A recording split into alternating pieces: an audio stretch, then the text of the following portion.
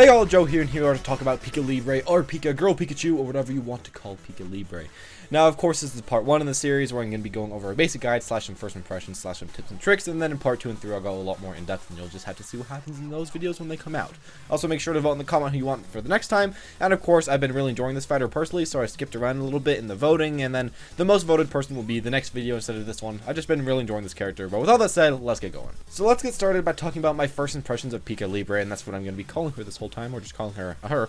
And the first thing to say is that she's a pretty fast fighter that focuses on close range gameplay. You want to be in, you want to be doing combos, you want to be getting grabs, and you want to be bodying the enemy. You have to be very aggressive with this character, but of course this pays off hugely on a very high damage output after you get a read on the enemy. With that said, she's just really amazing close up. If you can get in with this Pokemon, you're just set. She has a ton of different combos that connect into most of her options, and in general, these things hurt a ton. Every individual hit doesn't do way too much, as she is a speed character, but when you add them all together, they can junk down the enemy quite a bit.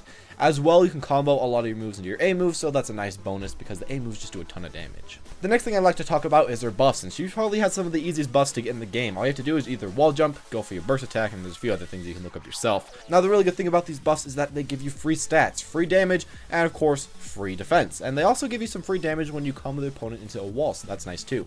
Generally, they just make this character a lot better for the fact that she gets these bonuses so stinking easily, and a lot of the time you'll have to try to abuse these buffs, or else you won't have that nice advantage.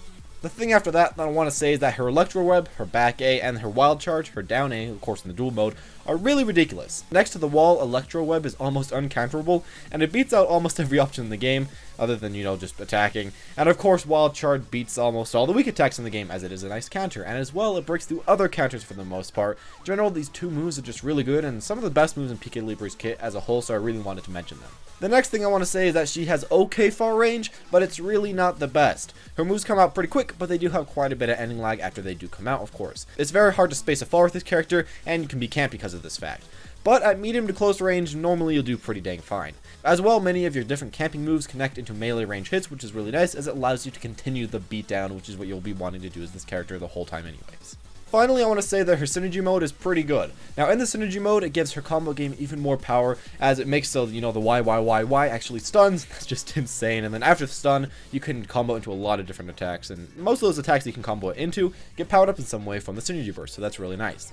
The thing that's really so great about this is that it takes little time to charge, and of course, once you actually do charge it, it gives you a lot of powered up attacks, and then if you happen to hit the synergy burst attack, which is pretty easy because you can true combo it, you can get a huge amount of damage from the hit, of course, which just all synergy bursts do, but most importantly, you get a very good attack and defense buff. This is one of my favorite things about our Pika, because it allows yourself to just go in, get an attack and defense buff, as well as having a lot of just bonuses from playing your Synergy Burst, and as well, the Synergy Burst doesn't take very long to charge. It's one of my favorite Synergy Bursts in the game, maybe not the best in the game, but it's definitely a very strong one. So for the basic playstyle, I'll definitely have to say that it is a rush down playstyle versus the majority of the cast. You need to get in, you need to do combos, and you need to keep up the close range pressure in both field and dual mode. A lot of your moves come out very quick and are amazing at close up, but don't really have way too much range, and those with range take forever to come out, so you do have to stay close. You can also do okay in medium range to close range, and in general do very well versus those that can't camp you, and you can just run around these people, beat them up, hit them with projectiles, and engage on them. You do very well against other medium and close range people, but of course those far range people can somewhat beat you out. In the field phase, I feel like you're pretty strong versus other close to medium range enemies. Your far range hits, of course, come out pretty slowly in this mode, and for the most part, you want to get up, you want to get close range and hit them with all your attacks, or go medium range and hit them with your far range attacks. As well, you have decent speed here, which lets you dodge some of the enemy's attacks, which is pretty good, and it lets you strike the opponent right after you dodge them. As well, this mode is pretty great as you have some nice engagement tools such as double team quick attack, jumping X, or jumping A from the air, or a simple XXX combo, which is very nice. You can space in this mode, get in this mode, and generally, you do quite good in this mode. Now, of course, there are some pretty big problems here that I need to mention. First off, even though you are a speed character, you aren't the fastest speed character in the game. As well, most of the time your moves don't go way too far, and the ones that do take a long time to come out, so that's a big problem for you. What this equates to is the fact that Libre can be camped somewhat, and those become some harder matches for Pikachu Libre. Of course, this is beaten out by the burst mode super armor to projectiles, but you won't always have your burst mode up, so there's that. She does fine in the field phase, but does have some troubles versus those that try to space you a lot. Now, as far as the duel phase, I feel like you do really well here. There's less space here, so you can get into attack a lot easier, and you just have more moves that fling you forward in this mode, which helps you advance as well. You can still space somewhat here, but your main goal is to just go ham, do a huge amount of damage as always, and that's about it. Your combo game is also great in this mode, and with the use of your synergy, you can true combo into a lot of your A attacks, which will do even more damage, and in your synergy mode, of course, you can combo into your synergy burst, which is really nice as well. Speaking of our A attacks though, they're some of the best in the business. Many of them just straight up beat enemies' options such as your down A and back A, but of course they have quite a bit of lag, so they really aren't the safest. They can be punished, but they're pretty dang good. Still, she does pretty darn well in this mode and can hold up against almost anyone. As for some of the bad, it can be pretty hard to approach people with great anti-airs as Pikachu Libre. This gets rid of some of your best approaching options, and you must go for something like a double team to get in now. It's not the worst thing in the world, but it's still pretty annoying. As well, you don't have the highest damage input initially, so it's pretty hard to do a lot of damage. Now, you do have some very nice strings, you can hook all your moves together and so forth, but if you don't have your damage buff up or your defense buff up, then a lot of times it will be in somewhat of a disadvantage. As far as some nice tips and tricks as Pikachu Libre, the first one is to try out Rotom and Togekiss as one of your support sets. The set is great as Togekiss allows you to approach the enemy super fast, and it gives you an almost infinite amount of offensive pressure, and it lets you beat a lot of those people that try to camp you, so that's just one of my favorite things to do. The next thing is also to try to give Victini a try. The crit makes up for some of the damage that you may not have early on, and when you have your offense buff and the crit together, you do so amazingly.